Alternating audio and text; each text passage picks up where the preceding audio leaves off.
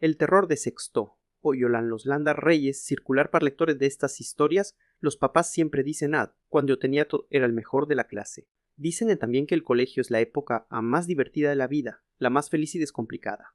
Dicen y dicen mil maravillas por el estilo. Claro que los papás llevan muchos años fuera del colegio y son gente de pésima memoria.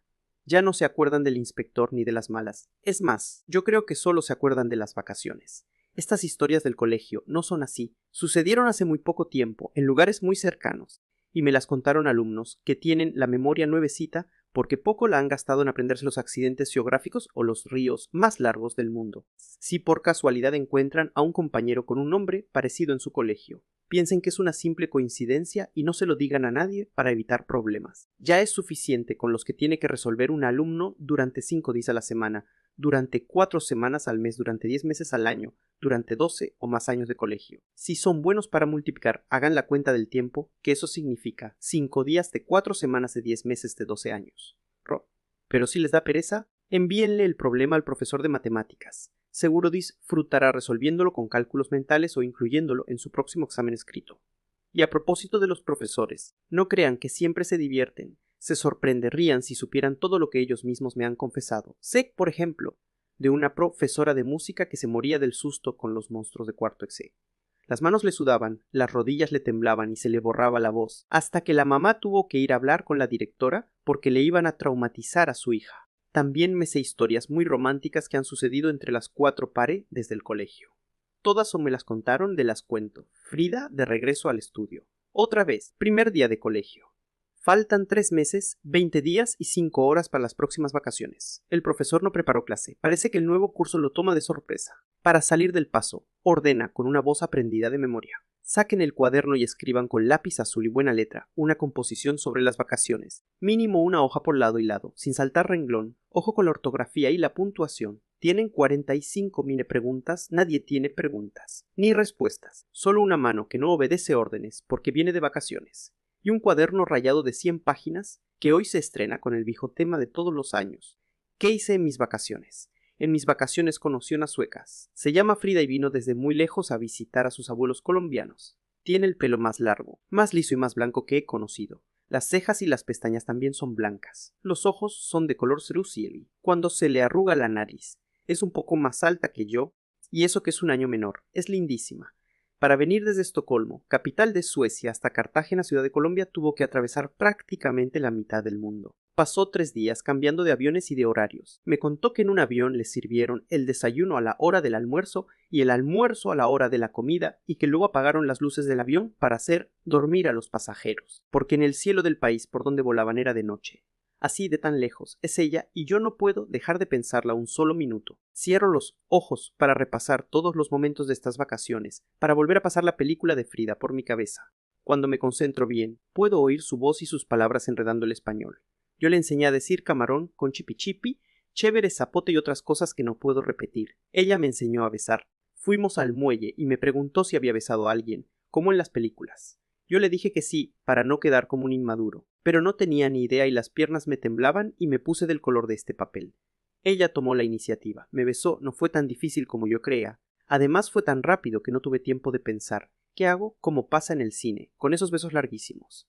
Pero fue suficiente para no olvidarla nunca, nunca jamás. Así me pasen muchas cosas de ahora en adelante. Casi no pudimos estar solos Frida y yo. Siempre estaban mis primas por ahí con sus risitas y sus secretos molestando a los novios. Solo el último día, para la despedida, nos dejaron en paz. Tuvimos tiempo de comer rápido y de caminar a la orilla del mar tomados de la mano y sin decir ni una palabra para que la voz no nos temblara. Un negrito pasó por la playa vendiendo anillos de carey y compramos uno para cada uno. Alcanzamos a hacer un trato. No quitarnos los anillos hasta el día en que volvamos a encontrarnos. Después aparecieron otra vez las primas y ya nos tocó decirnos adiós, como si apenas fuéramos conocidos, para no ir a llorar ahí, delante de todo el mundo. Ahora está muy lejos. En esto es el colmo de lo lejos. Fa en Suecia, y yo ni siquiera puedo imaginar a allá porque no conozco ni su cuarto, ni su casa, ni su horario. Seguro está dormida mientras yo escribo aquí esta composición. Para mí la vida se divide en 2 y después de Frida. No sé cómo pude vivir estos 11 años de mi vida sin ella. No sé cómo hacer para vivir de ahora en adelante. No existe nadie mejor para mí. Paso revista, una por una, a todas las niñas de mi clase. Las habrá besado alguien. Anoche me dormí llorando y debí llorar en sueños porque la almohada amaneció mojada. Esto de enamorarse es muy duro. Levanto la cabeza del cuaderno y me encuentro con los ojos del profesor clavados en los míos. Antiago, léanos en bota lo que escribió tan concentrado. Y yo empiezo a leer. Con una voz automática, la misma composición de todos los años. En mis vacaciones no hice nada especial. No salí a ninguna parte, me quedé en la casa, ordené el cuarto, jugué fútbol, leí muchos libros, monté en bicicleta, etcétera, etcétera. El profesor me mira con una mirada lejana, incrédula. ¿Será que él también se enamoró en estas vacaciones? El día que no hubo clase era domingo en su peor hora. 6 en punto de la tarde. Al otro día colegio. A Juan Guillermo le empezó un nudo en el estómago. Ahí en su cuarto estaba la maleta intacta, con todos los libros guardados y las tareas sin hacer. Había pensado en hacerlas el viernes para salir de eso, pero luego llegó Pablo y lo invitó a montar en bicicleta. Las hago el sábado por la mañana, pensó Juangui, pero el sábado se fue a comprar con la abuela. Las hago después, era el cumpleaños de Silvia, y después estaba tan que dijo mejor el domingo por la mañana, pero el domingo se levantó tardísimo, y para completar daban buenos programas en la televisión y luego le tocó arreglar el cuarto y salir a almorzar y así al fibande. Nunca hubo tiempo de hacer tareas. Era domingo a la peor hora y el nudo en el estómago se enredaba cada vez más. Entonces, para disimular la televisión, es solo un ratito, por saber qué están dando y luego sí empiezo. Total, a esta hora nunca hay buenos programas. En la pantalla había una especie de mago, un mentalista famoso con turbante en la cabeza y acento extranjero. Doblaba una cuchara con las cejas fruncidas, el típico y viejo dobló Juan Guillermo. Como tantos millones de televidentes, obedeció las órdenes del mentalista, se fue a la cocina y trajo un tenedor. Hizo todo al pie de la letra. Frunció las cejas y cerró los ojos para que energía magnética del cerebro que doblar las moléculas del tenedor. Nada. El tenedor no se inmutó. Juan Guillermo no pudo terminar su lección de energía magnética porque lo llamaron a comer. Después de la comida, el mentalista se había ido de la TV. Y en su lugar daban Guerra de Estrellas. La vio entera y después ya no hubo caso de hacer las tareas, porque el sueño le cerraba los ojos. Mañana en el paradero le pido a Andrés que me explique la tarea de matemáticas por si me pasan al tablero. Con esa idea, se le quitó un poco el nudo del estómago y se durmió profundamente. Adivinen con quién soñó. Pues con el mentalista y con sus ejercicios de control mental. Lunes a la peor hora. Fue 6 en punto de la mañana. Sonó puntual el despertador. Juan Guillermo se acomodó entre las cobijas para despedirse del sueño y se despertó una hora más tarde con los gritos de mamá. Mire que si lo deja el bus, el castigo es para mí porque me toca llevarlo. Y así fue. Juan Guillermo se tomó el chopán y jugo, se bañó en 60 segundos, salió con la corbata en una mano y la peineta en la otra y corrió sin parar, pero el bus ya iba en la otra esquina y no pudo alcanzarlo. Así que volvió a casa, con cara de niño regañado y manda, con la pijama debajo del abrigo. Salió rumbo al colegio, repitiendo la misma cantaleta reservada para esas ocasiones. Que pasara algo y no pudiera llegar, pensó Juan Guimui, por pura casualidad. El auto dio 3 estornudos y quedó varado entre una fila de autos, en plena calle principal, en plena hora principal. Mamá se bajó con la pijama asomada debajo del abrigo. Pasó revista todo el auto, desde las llantas hasta el motor, haciéndose la que sabía de mecánica, pero el auto no se creyó el cuento y siguió paralizado. Pobre mamá, pensó Juan, se veía tan ridícula con su cara de sueño y su pijama debajo del abrigo, que él intentó hacer algo. Se acordó del mentalista y le ordenó a las moléculas del auto que se arreglaran. Por pura casualidad, mamá le dio 3 zapatazos a la batería y el auto estornudó 3 veces y quedó perfecto. Pero ya era tardísimo y el tráfico estaba imposible. Llegas porque llegas, dijo mamá y siguió su marcha sin decir una palabra más. Por fin, a las 8:20. Llegaron a la puerta de hierro del colegio. Juan se bajó sin un beso porque mamá seguía iracunda. ¿Qué lunes tan lunes? Pensó, y deseó con todas sus fuerzas que ese día no hubiera clase. Adentro todo estaba en silencio. El corredor vacío de niños y las puertas de todos los cursos cerradas. Juan Guillermo avanzó con el terrible nudo en el estómago, tratando de imaginar una buena disculpa para decirle al profesor. Por fin llegó a cuarto B. Primera, matemáticas. Le recordó el horario que estaba pegado afuera, y él no había hecho tarea, ya sabemos por qué. Juan Guillermo pegó la oreja a la puerta para tratar de oír en qué iba la clase. El corazón le latía durísimo. De resto no se oía nada. Silencio absoluto. El estómago se le enredó del todo en un nudo ciego. El silencio era síntoma de lo peor y lo peor era previa sorpresa y cero seguro para él. Con toda la valentía que alcanzó a reunir en su cuerpo, Juan Guillermo Mantilla cerró los ojos, cruzó los dedos, recitó el famoso sortilegio para que no haya colegio y se obligó a entrar a clase de un empujón. Abrió la puerta y fue como si hubiera dado un salto al vacío. Adentro no había clase, no había profesor ni alumnos, ni tablero, ni bancos, ni armario, ni carteleras, ni techo, ni piso. Así como suena, no había clase. Detrás de la puerta, nada de nada, cero absoluto, conjunto vacío. Todo un lunes por delante. Por todo un lunes entero y nuevecito, y no había clases. Un árbol terminantemente prohibido. En mi colegio hay muchas cosas terminantemente prohibidas. No se pueden traer radios ni zapatos de colores. Tampoco se pueden usar las medias por debajo de la rodilla, ni la falda por encima de la medida. Está prohibido subirse a los árboles, hacer guerra de agua, dejar comida en el plato, pintar en el tablero, leer cómics, reírse en clase, etcétera, etcétera. Pero entre las 1300 prohibiciones del reglamento, maestro con mayúsculas y subrayada, no se puede traer, ni comer, ni vender, ni comprar, ni mascar chicle. Es el peor enemigo de los profesores. Los chocolate, porque es. Las paletas y toda la familia de los caramelos están permitidos. El chicle no. Y si a uno lo pillan haciendo una bomba o simplemente saboreando con suavidad una insignificante goma de mascar, le arman un escándalo casi igual al que forman por rajarse en disciplina. Por eso nos hemos inventado muchas formas de esconder los chicles. Debajo del paladar o del pupitre, detrás de las orejas, a veces en la suela del zapato o en otros escondites que seguro ustedes imaginan, pero que por simple prudencia es mejor no escribir en esta página. Nunca se pueda llegar a leer estos cuentos. Pues resulta que detrás de la ventana de nuestra clase en el huerto había un escondite a prueba de lluvia y de profesores. Allá enterrábamos todos los cauchos de chicle del curso, hasta que un día apareció un arbusto misterioso. El lunes, cuando Acevedo la descubrió, no medía más de 30 centímetros y sus hojas de color violeta se veían equivocadas en medio de tantas margaritas. El martes, a la hora del recreo, se había convertido en un árbol respetable de 1,30 m de estatura y el jueves por la tarde ya era mucho más alto que el sauce llorón del patio. Entonces el profesor de biología llamó al jardín botánico y el lunes siguiente llegaron 7 sabios a examinar árbol de pies a cabeza. Hubo muchas discusiones a la hora de clasificarlo. Algunos decían que era una variedad del eucaliptus por el aroma de sus hojas. Otros creían que era un pariente de la familia de los robles por la firmeza de su tronco. Y no faltó quien se atreviera a confundirlo con una palma africana. Mientras tanto, el árbol se creciendo 1 metro diario sin ponerle atención a los comentarios, hasta que llegó a convertirse en el más grande de América. Lo bueno fue que no hubo clase en toda esa semana. Se armó una discusión interminable y todo el mundo venía a opinar y el director tuvo que trasladarse con escritorio, teléfonos y secretarias debajo del árbol, para contestar las preguntas de los noticieros de televisión. Cuando el árbol superó la talla de todos los árboles del mundo, llegaron científicos ecologistas, presidentes y periodistas de todas partes. La gente grande estaba feliz diciendo que ahora sí teníamos en nuestro país el árbol más grande del mundo. Nosotros estábamos todavía más felices porque las raíces del árbol empezaron a crecer entre los salones de primaria. Entonces solo había clases muy de vez en cuando y todas eran al aire libre.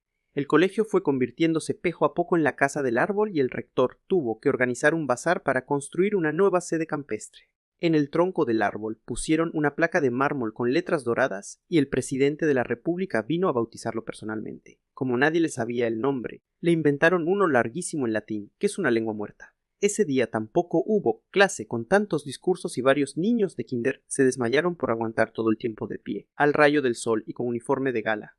Han pasado ya 2 años desde entonces y el árbol no ha parado de crecer un solo día. Ahora mide más de 300 kilómetros y pronto empezará a hacerle cosquillas a las nubes. Dicen los científicos que cuando las nubes se cansen de tantas cosquillas, habrá un aguacero parecido al diluvio universal, pero muchísimo más corto. Solo nosotros, los de quinto, en vez de agua, lloverán chicles de todas las marcas, colores y tamaños, y habrá que salir a recogerlos con bolsas baldes, maletas y maletines, para evitar una inundación. Al otro día del diluvio, cuando todo el mundo descubra el misterioso origen del árbol de chicle, se va a armar la grande en el colegio. Seguro lloverán castigos, boletines y matrículas condicionales para todos los del curso. Pero a nosotros no nos da miedo. ¿A quién puede importarle un castigo si es dueño de una fábrica gigante de chicle natural? El terror de sexto B. Hace una semana yo era un tipo común y corriente, digamos que sin problemas, porque tener matrícula condicional y el año prácticamente perdido no son problemas graves. Ahora sí estoy metido en un lío, y tengo que contárselo a alguien porque ya no puedo cargar más con este casete prendido en la cabeza dándome vueltas día y noche. Primero que todo, me presento. Mis amigos me dicen el terror de sexto B. Soy especialista en sabotear clases y en hacer todo tipo de bromas pesadas. Hay quienes dicen que soy un líder negativo, pero eso es porque no me conocen de verdad. En el fondo soy inofensivo y hasta buena gente en mí. El jueves 7 de octubre todo cambió. Fue en clase de inglés con el profesor Quiroga alias Porky. No necesita mucha pretensión. ¿Ustedes ven dibujos animados? Entonces imagínense al Porky de las tiras cómic con anteojos, vestido de paño y 30 años de experiencia. Así, tal cual, es mi profesor de inglés. Ese jueves su clase empezó, como de costumbre, con la tortura de pasar al pizarrón. La mirada misteriosa de Porky recorrió mentalmente la lista. Empecé 30 nombres, los con Acevedo Cuña, Aculo, Bonilla, Botero, Calderón y no llamó a ninguno. Era como la ruleta. Siguió bajando despacio para aumentar el suspenso. Presentí su paso por la D, la F, la G y la F. Luego lo vi bajar hacia el final de la lista y me sentí salvado. Pero qué va, falsa alarma. Otra vez arrancó en su loaga y su afilado subió derechito hasta llegar a mi nombre. En él quedaron detenidas sus siniestras pupilas. Hernández Sergio pasa el pizarrón con su tarea. Con el corazón en una mano y el cuaderno en la otra, me paré sabiendo a lo que iba. Le entregué el cuaderno cerrado para retrasar su furia. No le pedí el cuaderno para mirarle el foro, dijo con un tono de burla. Lo que quiero es la tarea, haciéndome el bobo. Abrí el cuaderno en la página de la tarea, o mejor, en la hoja en blanco, porque no había hecho nada. Él no se demoró ni un segundo en descubrirlo. ¿O por qué no hizo la tarea, jovencito? Porque no entendí, profesor. Como estaba previsto. Todo el curso soltó la carcajada. Explíquenme el chiste, que no le veo la gracia, dijo Porky, siguiendo también lo que estaba previsto. Profesorio, porque yo no entendí lo de los verbos irregulares. Hubo otro ataque de risa general y yo estaba feliz en mi papel de payaso. Contraataqué con otro apunte pesado, pero Porky no me siguió la cuerda. Estaba en uno de sus peores días y decidió ahorrar tiempo y esfuerzo conmigo. De una me mandó a la rectoría. Deme otra oportunidad. La última oportunidad, se lo juro. Yo no puedo hacer más por usted, dijo con voz de víctima. Tengo matrícula condicional y el rector me advirtió que a la próxima me expulsan, le dije casi arrodillado. Ha debido pensarlo antes. Haga el favor de salir inmediatamente y ni una palabra más. O sea que no hubo caso. Cerré la puerta del salón y caí parado en una encrucijada terrible. No podía ir a la rectoría porque eso significaba derechito a buscar colegio. Tampoco podía seguir ahí, como un bobo en medio del corredor, esperando a que algún profesor me pillara fuera de clase. Entonces me fijé en la puerta vecina de sexto B, que tenía una terrible advertencia: sitio de material didáctico. Terminantemente prohibida la entrada de alumnos, la mente era en serio. Entrar a ese cuarto era arriesgarse a que a uno le cortaran la cabeza, como en el cuento de Barba Azul. En ese momento la puerta prohibida fue mi única tabla de salvación. Preciso ese día, estaba sin llave. Moví el picaporte y misteriosamente ahora que lo pienso, era el destino. En un acto de valentía, entré y me agazapé en un rincón de ese horrible depósito. Yo lo había visto 1000 veces desde mi sala. Es que sexto B tenía una vena que comunicaba con ese cuarto. Lo llamábamos el acuario porque con la nariz pegada al vidrio podíamos ver todos los tesoros empolvados que ahí se guardaban. Pero una cosa era ver el acuario desde la sala y otra muy distinta la ser parte de él. Estar ahí, agazapado en la penumbra, rodeado de todos esos objetos sobrecogedores, me helaba la sangre. De entrada, tropecé con un águila disecada y vi una docena de ratonetos que nadaban entre frascos de fórmol. Más allá estaba la calavera, compartiendo estantería con un montón de huesos humanos. ¿Qué más quieren que de miraras diga? Mis ojos se encontraban con algo cada vez peor. Había una familia de insectos clavados en un insectario, un ratón blanco, prisionero entre su jaula, unas láminas de conquistadores que me miraban furibundos del más allá, un rollo de mapas de todos los continentes cubiertos con telarañas, al fondo, cerca a la ventana, un esqueleto de tamaño natural. Ver y decir lo que había allá es una cosa. Respirar ese olor a formol mezclado con moho es otra muy diferente. El aire empezó a faltarme y me sentí mareado. Pensé que ese cuarto no estaba diseñado para que alguien se escondiera ahí adentro. De hecho, los profesores entraban, unos segundos decían lo que iban a usar en la clase y salían, claro. Además de morirse del susto, sabían que no había ventilación. El único ventanal, como ya les dije, limitaba con mi salón y estaba herméticamente sellado. Mi reloj marcaba hasta ahora las 8:30, o sea que faltaba todavía media hora de clase. Sobreviviría media hora más, el corazón que se me iba a salir de la camisa. Y las ganas de vomitar me decían que no. Lo más seguro era que me encontraran allí desmayado o de pronto hasta muerto, listo para usar en la clase de anatomía, como todo ese montón de huesos. Cuando me oí con esas palabras entre la cabeza, creí que ya había empezado a delirar, pero luego lo pensé mejor y me dije a mí mismo: reacciona, imbécil, no es para tanto. O trataba de distraerme o de verdad me moría. Me arrastré hacia la ventana que comunicaba con sexto B, esa cercanía me hizo sentir mejor. Desde allá alcanzaba a oír los murmullos de un mundo conocido. La voz de Porky leía las aventuras de Tom and Mary, los protagonistas del libro de inglés, que eran perfectos y vivían unas situaciones aburridísimas, por capítulos. Parecía extraño, pero ese par de imbéciles lograron devolverme un poco de calma. Los minutos empezaron a caminar normalmente y, en medio del peligro, traté de pensar con cabeza fría. La situación estaba controlada. Ningún profesor iba a entrar al depósito porque todos estaban ocupados. Estar en un lugar tan espeluznante, tenebroso y prohibido era un privilegio. Tenía que aprovecharlo y salir a contarle el cuento a mis amigos. Es más, ya sabiendo que a veces el depósito Sekelave iba a organizar una expedición secreta solo para los más arriesgados. Yo podía ser el guía. Me sentí orgulloso de Orme con esos nuevos pensamientos. Había vuelto a ser el mismísimo terror de Sexto Obi, como siempre. El olor fétido había dejado de molestarme, viéndolo bien. Todos los bichos, menos el ratón blanco, estaban disecados. Volví a mirar los tesoros, ya sin tanto miedo, y de repente mis ojos se fijaron en un detalle fascinante. El esqueleto humano tenía un montón de cuerda y hilón, casi invisibles. Colgaban de los huesos de las manos, de los pies y de la cabeza, como si en lugar de material didáctico fuera una marioneta macabra puesta ahí para asustar a alguien. Era insólito. Al mover los hilos, el esqueleto podía levantar sus manos huesudas, chocar las rodillas o temblar de miedo. El sistema funcionaba como si fuera el invento de un genio malvado. Era tan divertido el juego que el poco miedo que me quedaba se me fue quitando. Desde el otro lado de la ventana, Porky seguía con su insoportable lectura. Me alegré de no estar en clase y pensé que Sexto era a veces más asfixiante que el olor a formol. El esqueleto apoyó, diciendo que sí con un movimiento de calavera. Entonces se me ocurrió una idea descabellada. Decidí que mi marioneta y yo íbamos a participar en clase de inglés para darle una buena lección al profesor Quiroga, con mucho Quiroga. Senté al esqueleto en un pupitre oxidado que había frente a la ventana de Sexto B. Esa fue la parte fácil. Lo hice con movimientos muy lentos, mientras el profesor seguía con las gafas metidas entre el libro de inglés. Después me escondí detrás del marco de la ventana, agarrando bien las cuerdas de nylon que movían los huesos del brazo derecho.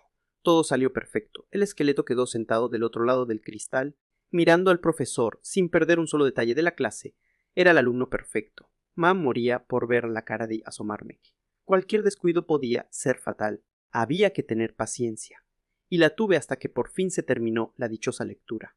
El momento de la función había llegado y preparé como un verdadero titiritero. ¿Quién no entendió algo?, preguntó Porky.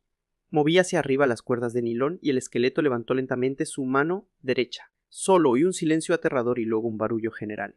Algo había sucedido y quise mirar la escena, pero me quedé inmóvil en mi escondite. Después de unos instantes, volvió a oírse la voz de Quiroga, un poco extraña, como cavernosa. Eso confirmaba que la escena lo había impactado. Any questions. De nuevo moví las cuerdas. El esqueleto volvió a levantar su mano huesuda, como si quisiera preguntar algo. Esta vez no aguanté la curiosidad.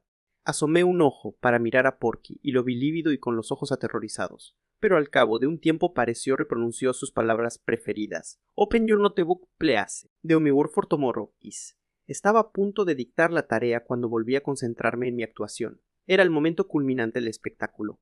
Moví las cuerdas de una manera tan perfecta que el esqueleto volvió a levantar la mano, girándola de un lado a otro para decir adiós. Fue un movimiento muy coordinado y yo ya me estaba sintiendo orgulloso de mi talento para manejar marionetas cuando oí del otro lado señales de alarma. Todo el curso murmuraba y se sentía una atmósfera de preocupación. ¿O se siente mal, profesor? Oí preguntar a Rodríguez, lo dijo Porky con un hilo de voz. Les dejo estos minutos libres. ¿Qué hay que hacer? Dijo el sapo del botero. No me walk for tomorrow.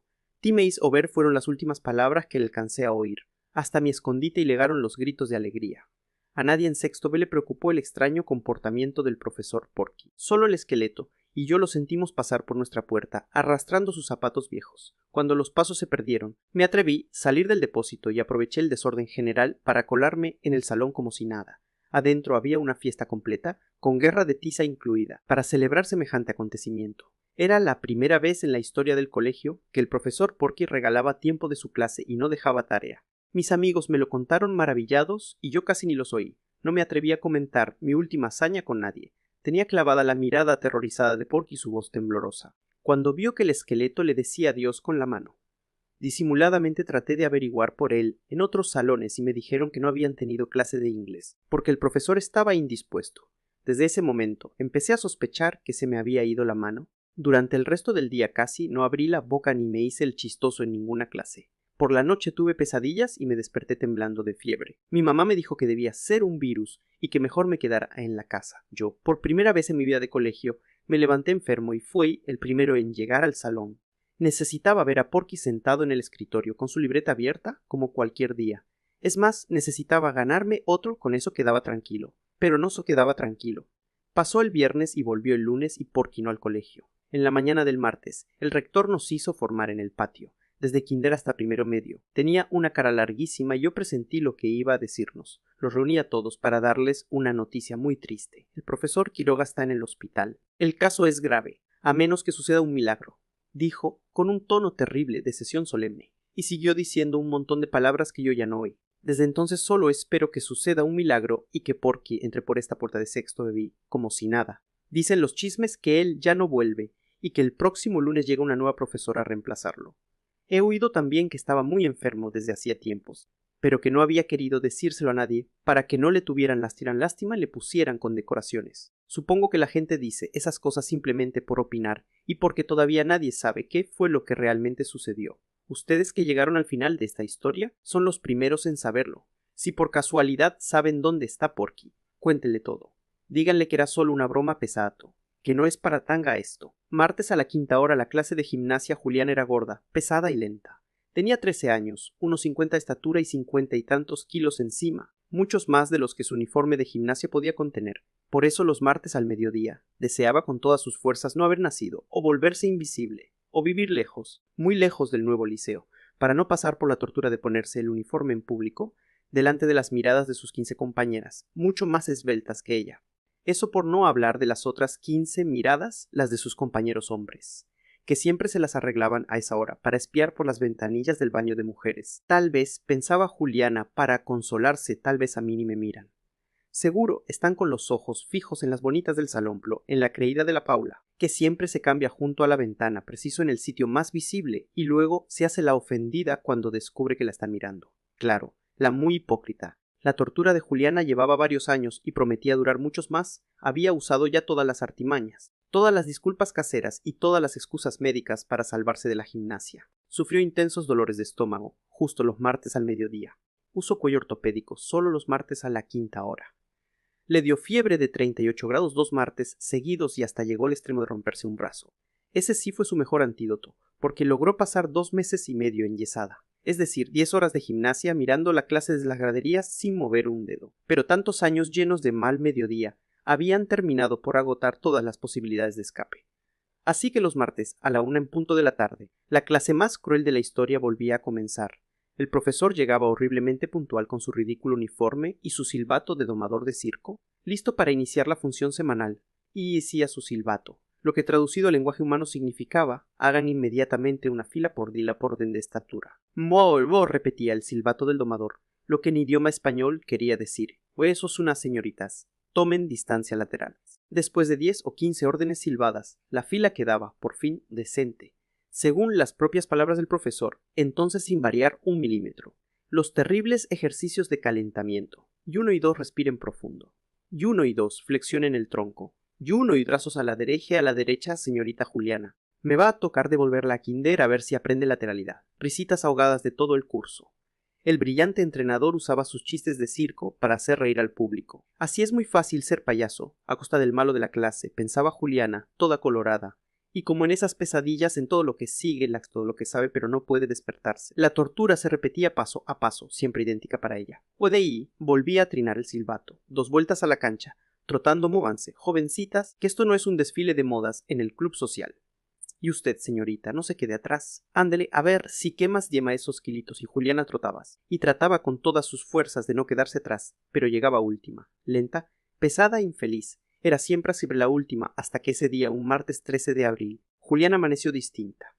Estaba de malas pulgas, y sin saber cómo ni de dónde, sacó fuerzas y tomó la decisión más importante de su vida. Por eso no pareció inmutarse con el silbato del profesor en sus oídos, y se quedó parada en su sitio durante las 30 veces en que el entrenador trató inútilmente de organizar su dichosa fila con ella atravesada. También sus compañeras intentaron, por todos los medios, hacerla mover, hasta que se dieron por vencidas, y les tocó trazar una recta con el Juliana Rueda como único punto de referencia. El entrenador, desconcertado, hacía sonar su silbato con más fuerza que nunca.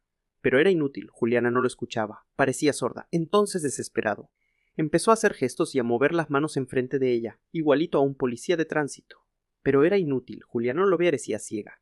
El profesor llegó a preocuparse, se puso pálido y se acercó a Juliana a ver si respiraba. Después le tomó el pulso para descartar cualquier problema médico. y cuando vio que todo era normal, se sintió con el derecho de estar más bravo que nunca. Entonces empezaron a salir por su boca todas las burlas y los que les había ido soltando sus alumnos durante 20 años de experiencia. También eso resultó inútil. Juliana no se puso colorada, estaba inmóvil e inexpresiva, parecía de piedra. Ahora era el profesor el que estaba colorado como un pote, colorado y furibundo. Empezó con las amenazas. Primero le anunció en disciplina. Luego lo pensó mejor y decidió expulsarla del legio si no recapacitaba inmediatamente. Era su autoridad la que estaba en juego y no estaba dispuesto a tolerar que una mocosa así en ridículo delante de toda la clase. Ya iba a saber esa niñita de lo que era capaz. Y sí, en los minutos que quedaban de clase, el profesor Pacho Donaire fue capaz de casi todo. Gritó, regañó, se lamentó, dijo que necesitaba el trabajo, echó discursos, hizo pataletas, etcétera, etcétera. Solo le faltó llorar. Por fin sonó la campana y rompió el encantamiento. Juliana dejó de ser estatua, dio media vuelta y empezó a caminar por el corredor, con rumbo hacia quién sabe. Todas la siguieron en fila, en silenciosas y solidarias, como en una procesión. Nadie le dijo una sola palabra, pero ella tuvo la sensación de no estar sola. Y también de repente se sintió extrañamente liviana. Ese martes 13 de abril, si a la quinta hora se había quitado un peso de encima. Saber perder esta vez, estaba seguro de ganar. Había entrenado tanto. Se levantaba cuando todos dormían y trotaba hasta que salía 50 vueltas o mases a la manzana, 50 flexiones antes del desayuno. Cereal, jugo de narandral sin mermelada ni mantequilla. Luego, una ducha fría y que ya quedaba listo. Tomaba el bus del colegio y empezaba un largo paréntesis en sus días. Antes del entrenamiento de natación, solo pensando en el entrenamiento podía soportar la clase de matemáticas, si el desfile interminable de las otras materias, español, inglés, sociales, comportamiento, etcétera, etcétera. El colegio era un mal necesario. Lo toleraba apenas como un lugar de paso, como una sala de espera antes de la aventura diaria. La natación, en cambio, era su vida. Todas las tardes el resto del mundo quedaba atrás, y su cuerpo, liviano y poderoso, se imponía pruebas, superaba obstáculos, batía récords. En el azul de la piscina, él era un héroe y lo sabía, por eso seguía al pie de la letra todas las instrucciones del entrenador. Por eso aguantaba también sus regaños y sus tupos de hacerlo mejor, que a veces le sonaban tan injustos. Una cosa era estar afuera, dando órdenes, y otra muy distinta era estar ahí, metido de cabeza entre el agua, nadando sin parar, de una orilla hasta la otra 1 y 100 veces. Día tras día valía la pena. Primero fue del equipo de primaria. Después representó al colegio en las competencias intercolegiales. Ganó medalla de bronce, pero muchos dijeron que llegaría más lejos. Tiene enormes posibilidades, decían, y hablaban de él como si fuera un gran deportista. Algunas veces se lo creía, otras pensaba que no era para tanto. Según el ánimo, porque había días terribles en los que el mundo se derrumbaba y él no era lo que se dice un tipo seguro de sí mismo. Keba no era el millonario ni el mejor de la clase. No tenía los músculos de Pinilla ni la estatura de Garavito. No sabía velar, nunca le prestaban el auto y escasamente se afeitaba una vez al mes. No tenía novia, se moría del susto. Pero desde que logró ser del equipo, muchas cosas empezaron a cambiar. Sus compañeros lo miraban con otros ojos, sobre todo Natalia del equipo de barras. Los ojos de Natalia, en el fondo, siempre había esperado un milagro, o un golpe de suerte, y algo le decía que había llegado su hora. Esta vez, en el campeonato nacional, estaba seguro de ganar, había entrenado tanto. La cuenta regresiva empezó. Primero, faltaba un mes, luego 15 días, solo una semana, hasta que por fin llegó la hora. Como llegan todas, cuando se dio cuenta, estaba ahí sentado, temblando de pies a cabeza. Desde el camerino escuchó cómo llegaba la gente. Oyó los aplausos y los gritos del público. Con gusto habría cambiado todos los entrenamientos, las flexiones y las pruebas de resistencia, por ese instante horrible que le quedaba antes de entrar a la piscina olímpica. Tenía ganas de salir corriendo. Deseó con todas sus fuerzas un terremoto o una bomba atómica. Quería morirse, tenía, paralizado, oyó que lo llamaban por el parlante, con su nombre y su apellido. Federico Nieto, anunció una voz en el micrófono. No había duda de que era él, el mismo Federico Nieto de toda la vida. Fue qué extraño le sonaba ahora su nombre. Suerte, Federico, y unos pasos que no eran suyos salieron del camerino. Afuera se encontró con todas esas cabezas ordenadas en hilera que llenaban las graderías. Imagínate que son un sembrado de lechugas, le había aconsejado el entrenador.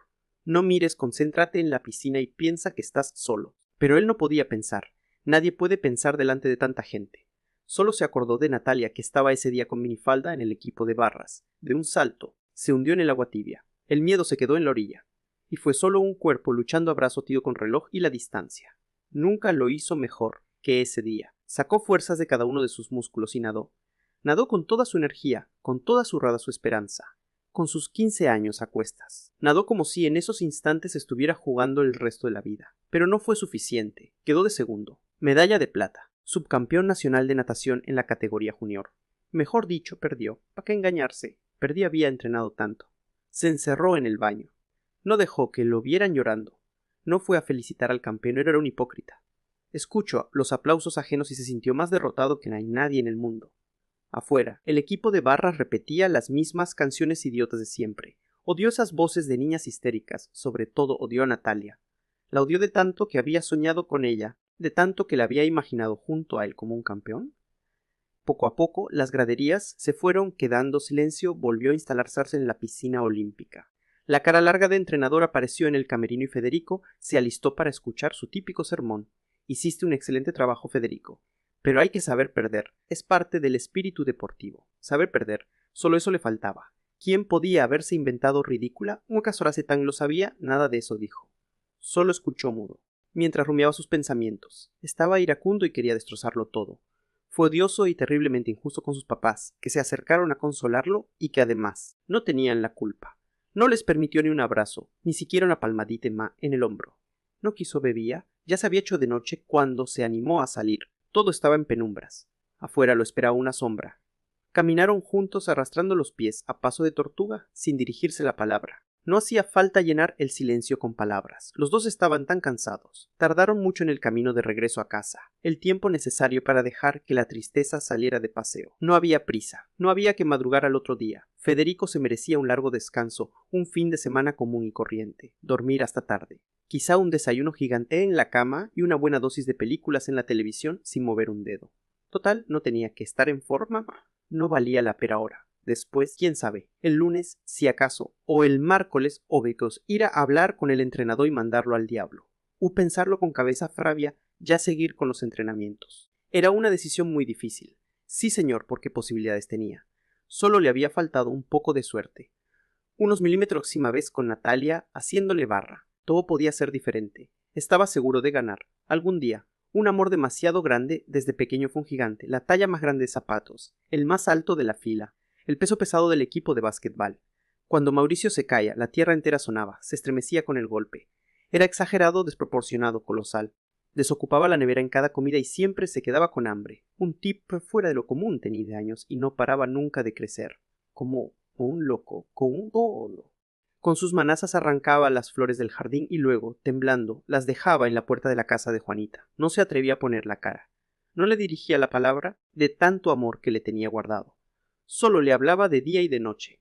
En la clase, ella sentía unos ojos fijos en su espalda. Cuando dormía, también tenía la sensación de que alguien la estaba espiando. Y era cierto. El gigante se pasaba las 11 enfrente detrás del árbol de cerezas. La cuidaba. La acompañaba a hacer tareas. La esperaba a que comiera y le contaba historias para dormir. Cuando Juanita agaba la luz, él le cantaba serenatas con su enorme voz de tarro. No regresaba a casa hasta que presentía sus sueños. Nunca volvió a hacer tareas ni a entrenar con el equipo.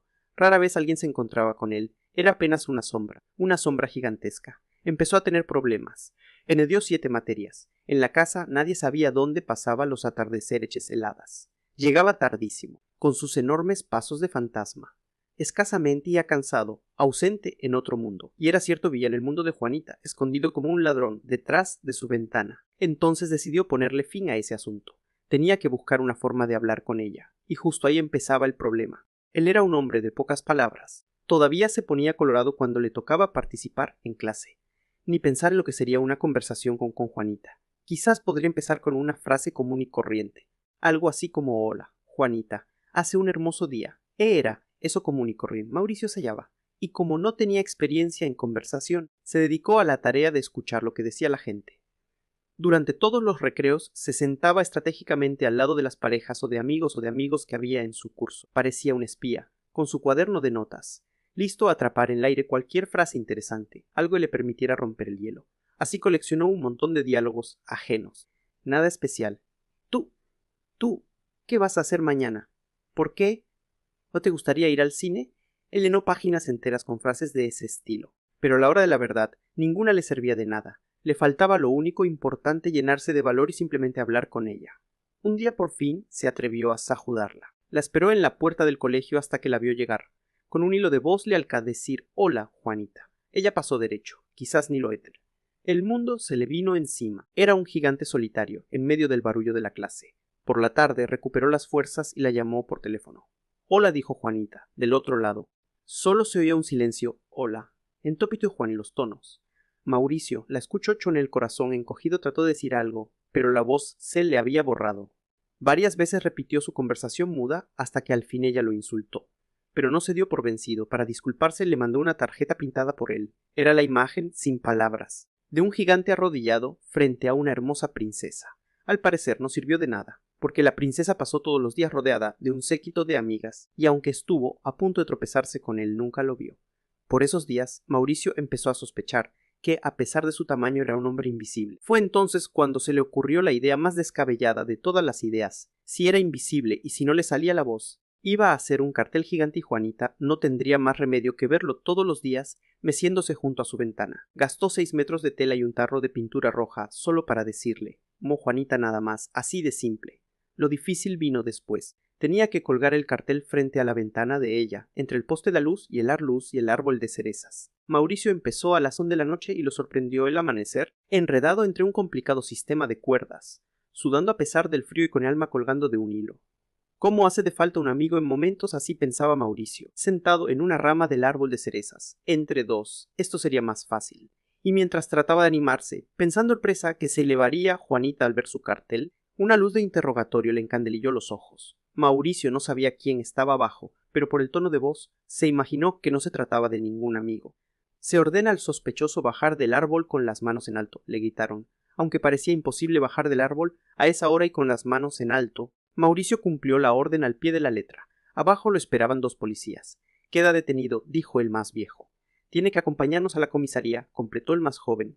A Mauricio solo se le ocurrió la típica frase de las películas. «Soy inocente», dijo para comenzar. Fue solo el comienzo, porque después lo confesó todo. Habló sin parar durante un largo rato. Aprovechó la oportunidad para contar todos los detalles de su amor atragantado. Los policías escucharon de principio a fin. No lo interrumpieron. No le hicieron ninguna pregunta. No le exigieron. Por fin, cuando Mauricio terminó su declaración, el policía más viejo recuperó su voz de mando y empezó a dar instrucciones. «A este muchacho hay que ayudarlo. Rapidito, a movernos, que es para hoy». Los policías sacaron sus herramientas de la patrulla y se treparon con Mauricio al árbol de cerezas. Lanzaron sogas y escaleras de emergencia al poste de la luz. Estuvieron a punto de resbalarse. Entre los 3 lograron coordinar un arriesgado trabajo de equipo. Fue intenso, peligroso y apasionante. Por fin, a las 6 en punto de la mañana, la operazacalles estuvo concluida y un amor exagerado quedó flotando en el aire. Después de unos minutos, la ciudad se despertó. Todos, absolutamente todos, salieron a admirar el pasacalles más que jamás existió. Las vecinas murmuraron. Los muchachos le tomaron fotos. Las amigas de Juanita lo miraron con envidia. El tráfico se puso imposible. Y la fila de curiosos fue aumentando durante todo Onita. Mientras tanto, con las cortinas cerradas, se agazapaba entre las cobijas y se tapaba los oídos para no escuchar semejante alboroto frente a su ñana. Tenía miedo. Era pequeña y menudita, simplemente, con un amigo. Con alguien que la mirara a los ojos y la tomara de las manos y la llevara, si acaso, a comer un helado. Tanto amor laciado para ella. Era demasiado. Algún día, cuando creciera, se casaría con él.